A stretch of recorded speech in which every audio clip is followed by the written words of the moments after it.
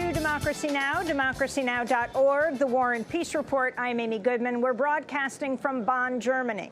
The death toll from Sunday's earthquake on the Iran-Iraq border has topped 540. More than 8,000 people were injured in the magnitude 7.3 earthquake. Most of the deaths occurred in Iran, where more than 12,000 homes were destroyed, leaving many people homeless as winter approaches. Puerto Rico's governor has asked the federal government for $94 billion to help repair critical infrastructure and rebuild housing following Hurricane Maria. More than half the island remains without power 7 weeks after the hurricane hit.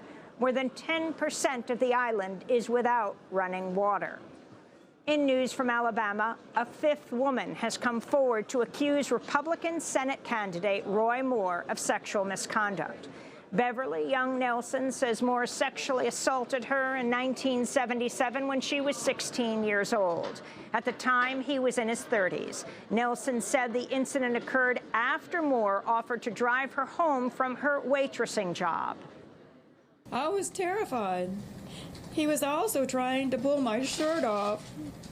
I thought that he was going to rape me. I was twisting, and I was struggling, and I was begging him to stop. I had tears running down my face. At some point, he gave up. And he then looked at me and he told me, he said, "You're just a child." And he said, "I am the district attorney of Etowah County. And if you tell anyone about this, no one will ever believe you." Meanwhile, the New Yorker magazine reports a few years later, Roy Moore was banned from a local mall and a YMCA in Alabama because he repeatedly badgered teenage girls, in some cases soliciting sex from them.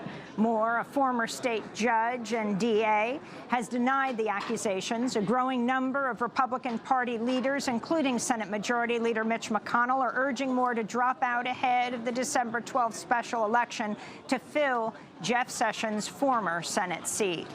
Meanwhile, a sixth woman has come forward to accuse former President George H.W. Bush of groping her.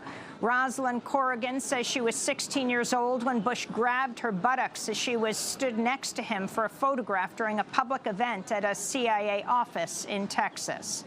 President Trump has nominated Alex Azar, a former top executive of pharmaceutical giant Eli Lilly, to lead the Department of Health and Human Services. The post has been vacant since the resignation of Tom Price. Public Citizen's Rob Weissman criticized the nomination, saying, quote, "Tom Price supported Big Pharma in the U.S. Congress. Now, apparently, Trump has decided to cut out the middleman and let a pharmaceutical executive literally run the federal department that protects the health of all Americans," unquote.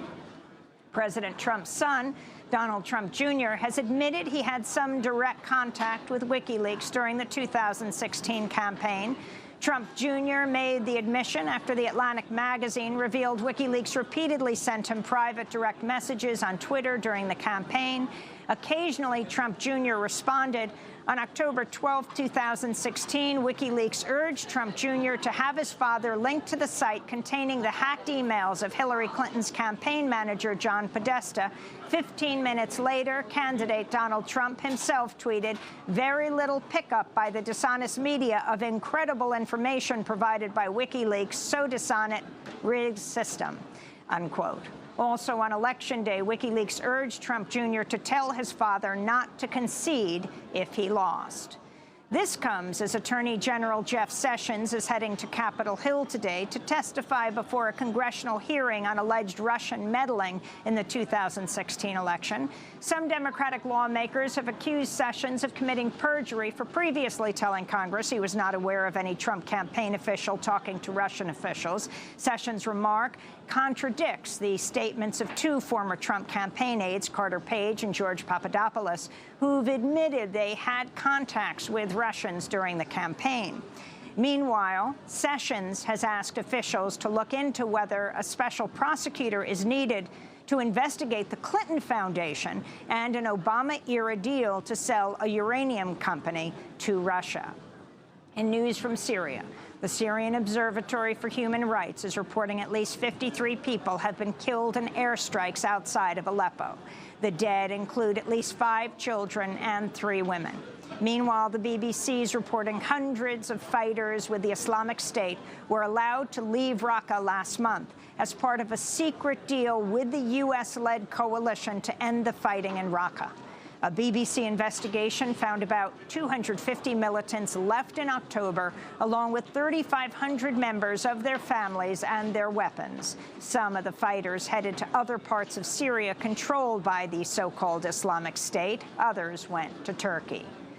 In Wisconsin, a 14-year-old Native American teenager was shot dead last week by a deputy in the Ashland County Sheriff's Department. Jason Pirro was a member of the Bad River Band of Lake Superior Tribe of Chippewa Indians. The shooting occurred after police received a 911 call about a man walking down the street with a knife. Investigators now believe the 14-year-old was the one who'd made the 911 call. Pirro's grandfather criticized the police for using lethal force. Alan Pirro said, quote, "He got murdered out in front of the house here. He's a boy. There's warning shots. There's tasers. There's pepper spray. You don't go right on a 14-year-old kid and go for the kill zone," his grandfather said. Football player Colin Kaepernick has been named Citizen of the Year by GQ for sparking a movement against racism after he refused to stand last year for the national anthem before an NFL game. The magazine wrote, quote, "He's been vilified by millions and locked out of the NFL, all because he took a knee to protest police brutality." Kaepernick's determined stand puts him in rare company in sports history. Muhammad Ali, Jackie Robinson, athletes who risked everything to make a difference, GQ said. And the professor and media critic Edward Herman has died at the age of 92.